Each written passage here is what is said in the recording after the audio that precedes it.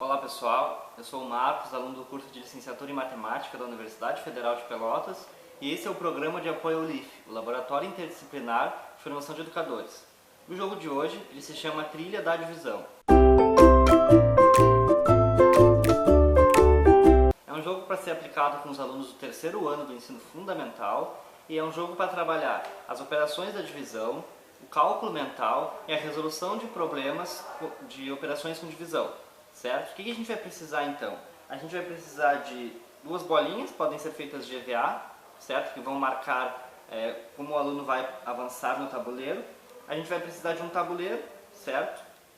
Com início, chegada, e em torno de 10 a 20 casas para cada jogador. Neste caso, vou dar um exemplo com 2 jogadores. E a gente vai precisar de um monte de cartas, certo? Contendo várias divisões. 16 divididos por 2, 59 divididos por 7, 14 divididos por 7, 43 divididos por 6, enfim, um baralho com várias divisões, certo? Como jogar então?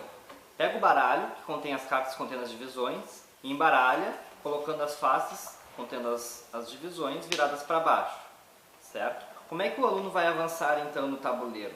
Ele deve comprar uma carta do monte, fazer o cálculo mental, ou até mesmo com o auxílio de um lápis e um papel, e ele vai avançar no tabuleiro com o resto da divisão. Por exemplo, 50 divididos por 8 foi a carta que o primeiro jogador comprou. 8 vezes 7 é 56, então ele vai ter um resto 4. Neste caso, por exemplo, então o jogador ele iria avançar 4 casas no tabuleiro, certo? Vem o próximo jogador, comprou outra carta. 24 divididos por 7. 3 vezes 7 é 21, então o resto será 3. Ele iria avançar 3 casas no tabuleiro.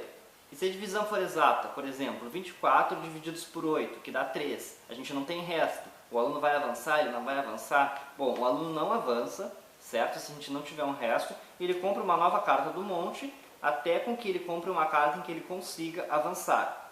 Uma outra regra também é a seguinte: caso o jogador pare na mesma casa que o seu adversário, por exemplo, os dois alunos estão na quinta casa do tabuleiro, certo? Se ele parar na mesma rodada que seu adversário, ele deve voltar 2 casas. Vamos dar um exemplo então de 2 jogadores jogando esse jogo. Bom, o primeiro jogador, ele comprou a carta 14 divididos por 3. 3 vezes 4 é 12, então ele vai ter como resto 2. O primeiro jogador vai avançar no tabuleiro 2 casas, certo? O segundo jogador comprou outra carta do monte, 20 divididos por 5. 20 divididos por 5 é 4, a gente não tem resto. Então quer dizer que neste caso o jogador não vai avançar, ele vai comprar uma próxima carta. Então ele comprou uma outra carta, 20 divididos por 3. 20 divididos por 3, 6 vezes 3 é 18, então ele vai ter um resto 2. Então ele vai avançar 2 casas no tabuleiro. Opa, ele avançou 2 casas no tabuleiro. Ele está ao lado do seu adversário, então quer dizer que ele tem que voltar 2 casas. Dando continuidade então, o primeiro jogador vai para a segunda rodada. Ele comprou a carta 43 divididos por 6. 6 vezes 7 é 42, então ele vai ter o resto 1. Certo? Então ele vai avançar mais uma casa no tabuleiro. Jogador 2, na segunda rodada. 59 divididos por 7.